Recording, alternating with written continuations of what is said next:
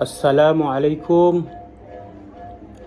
দূরে কাছে যে যেখানে আছেন সকলের উদ্দেশ্যে একটাই কথা, আজ পুরো দেশ জুড়ে ওয়াকফ সম্পত্তির সংশোধনী বিলের নাম করে কেন্দ্রের বিজেপি সরকার যেভাবে ওয়াকফ সম্পত্তিকে নিজেদের হস্তগত করতে চাইছে, সেটার তীব্র বিরোধিতা করার জন্য আপনাদের সবার কাছে একান্ত আবেদন জানাচ্ছি। যেভাবে বিগত দিনে মুসলিমদের উপর নির্মম অত্যাচার, শোষণ, নিপীড়ন চালিয়ে যাচ্ছে, তার মাত্রা এতটাই ছাড়িয়ে গেছে যে আজ সাধারণ মানুষের দেওয়া আল্লাহ তাআলার নামে দান করা সম্পত্তি নিজেদের হস্তগত করতে চাইছে।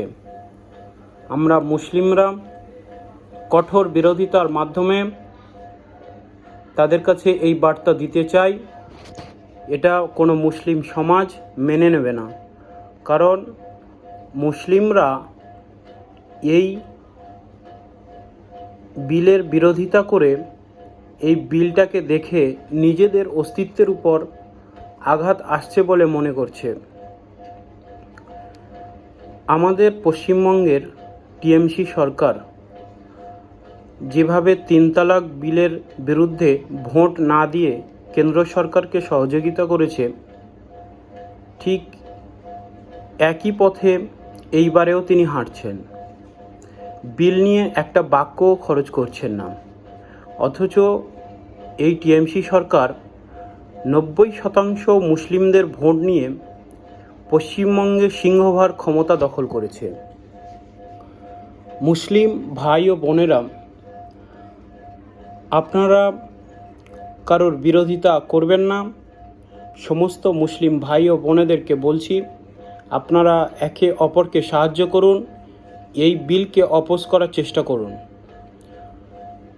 কারণ আপনি যদি আপনার কাজের স্বার্থে বা সরকারের চাটুকারিতা করার জন্য এই বিলকে সাহায্য করেন কোনোভাবে, সেটা আমাদের ভবিষ্যৎ প্রজন্মের জন্য, আমাদের এই পশ্চিমবঙ্গে, এই ভারতবর্ষে অস্তিত্ব টিকিয়ে রাখা কঠিন হয়ে যাবে। একটা সময় হয়তো এমন পরিস্থিতি আসবে, আমাদের বাড়ির উঠানেও একটা গাছ লাগাতে গেলে পারমিশন নিয়ে আসতে হবে। আমাদের মুসলিম ধর্মপ্রিয় মানুষ, তারা মহান রব্বুল আলামিনের নামে সম্পত্তি দান করেছে। সেই সম্পত্তি কিভাবে একটা সরকার হস্তগত করতে চায়, এই বিজেপি সরকার যেভাবে কেন্দ্রের তাদের নিজেদের ক্ষমতার দখলে কৃষি বিলকে পাশ করেছে, যেটা সংবিধান বিরোধী, তার থেকে আরও বড় পদক্ষেপ নিচ্ছে ওয়াকফ সম্পত্তিকে নিজেদের হস্তগত করার জন্য। আমাদের দুঃখ লাগে, আমরা মুসলিমরা যে সরকারকে এনেছি, পশ্চিমবঙ্গ সরকার, সেই সরকার মোহন ভাগবতকে ডেকে তার সাথে মিটিং করার সময় পায়, অথচ দিল্লি থেকে অল ইন্ডিয়া মুসলিম পার্সোনাল ল বোর্ডের সদস্যরা আসলো, তারা আবেদন করলো মমতা ব্যানার্জির সঙ্গে কথা বলার জন্য। 10 দিন পরও রিপ্লাই পাওয়া যায় না। আপনারা একবার ভাবুন,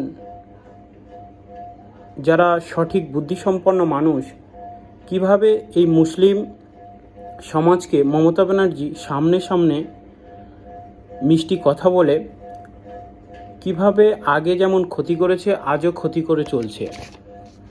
তাই আমি মুসলিম ভাই বোনেদের সবাইকে বলবো, আপনারা সজাগ হন।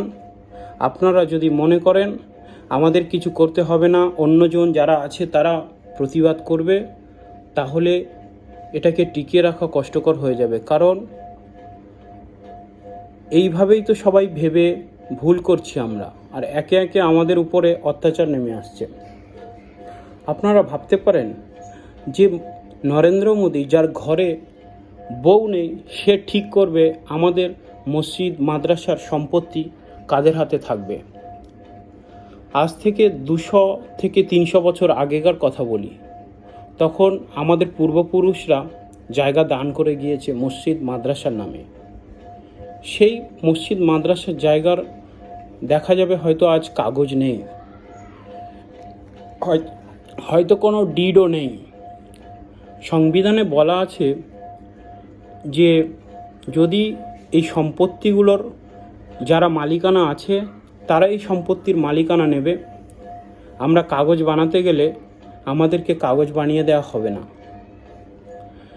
আর আজ থেকে দেখা যাবে যদি এই বিল পাস হয়ে যায়, হঠাৎ করে কোনো একটা সংগঠন এসে বলল এই জায়গাটা আমাদের মসজিদ ভেঙে গুড়িয়ে দেবে। কারণ প্রত্যেকটা জায়গাতে কালেক্টর এসে বলবে যে এনকোয়ারি করা হবে, এখন এটা বন্ধ থাকবে, মাদ্রাসা এটা বন্ধ থাকবে, এনকোয়ারি করে আমরা ফয়সালা করে দেব। আর ওই এনকোয়ারি কিয়ামত পর্যন্ত চলবে, ঠিক হবে না। এটা কি হচ্ছে পুরো ভারত জুড়ে আমরা বুঝতে পারছি না। মসজিদ ভেঙে দাও, মাদ্রাসা গুটিয়ে দাও, খানকা বন্ধ করে দাও, দরগা বন্ধ করে দাও। মোদি কি হজরত মাওলানা হয়ে গেছে?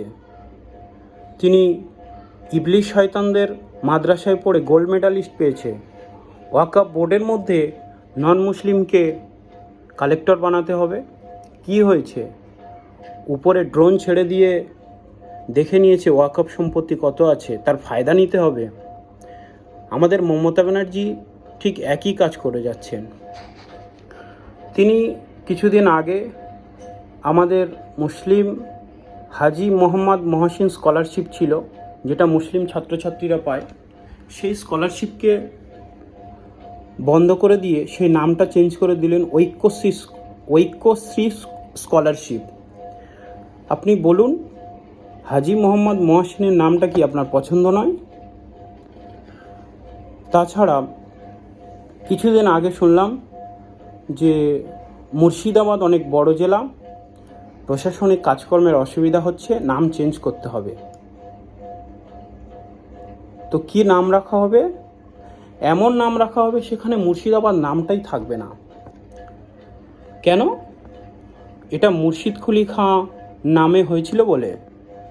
আপনি দিনাজপুরের নাম চেঞ্জ করলেন, উত্তর দিনাজপুর দক্ষিণ দিনাজপুর করলেন। আপনি মেদিনীপুরের নাম চেঞ্জ করলেন, পূর্ব মেদিনীপুর পশ্চিম মেদিনীপুর করলেন। আপনি 24 পরগনার নাম চেঞ্জ করলেন, ভাগ করে দিলেন, দক্ষিণ 24 পরগনা, উত্তর 24 পরগনা। আপনি মুর্শিদাবাদের ক্ষেত্রে নাম রাখতে পারবেন না, অন্য নাম আপনাকে দিতে হবে। এটা মুসলিমদের অস্তিত্বের উপর আঘাত আনা হয় নাকি? আপনি এইভাবে দিন দিন বিজেপি চামচাগিরি করে যাচ্ছেন। আমরা আপনাকে আবারও বলছি, মুসলিমরা যদি ভোট না দেয় আপনাকে গদি ছাড়তে হবে। আপনি এইভাবে শয়তান নরেন্দ্র মোদীকে সাহায্য করতে পারেন না। এবার মুসলিমরা আপনাদের ভোট দেবে কি না সেটা মুসলিমরাই বিচার করবে। আপনি ভাবতে পারেন মুর্শিদাবাদ এত বড় জেলা, সেই জেলায় একটা পূর্ণাঙ্গ বিশ্ববিদ্যালয় নেই। চিন্তা করুন, সেখানকার মুসলিম স্টুডেন্টরা কলকাতাতে এসে পড়াশোনা করছে। মুর্শিদাবাদের মধ্যে একটা বিধানসভা আছে, তার নাম হলো ভগবানগোলা, সেখানেও সব মুসলিম অধ্যুষিত এলাকা, সেখানেও একটা কলেজ নেই। আপনি অ্যাকচুয়ালি কি করতে চাইছেন? আমি সমস্ত মুসলিম ভাই বোনেদের বলবো, আপনারা সজাগ হন। আপনারা যে সরকারকে নিয়ে এসেছেন সেই সরকার আপনাদেরকে লাথি মেরে দিচ্ছে দিনকে দিন। আপনারা, অনুরোধ করছি আপনাদেরকে, আপনারা বেরিয়ে আসুন, বুঝতে শিখুন। পয়সার লোভে 500 টাকার জন্য এইভাবে নিজেদের সম্মান ইজ্জতকে বেচে দেবেন না।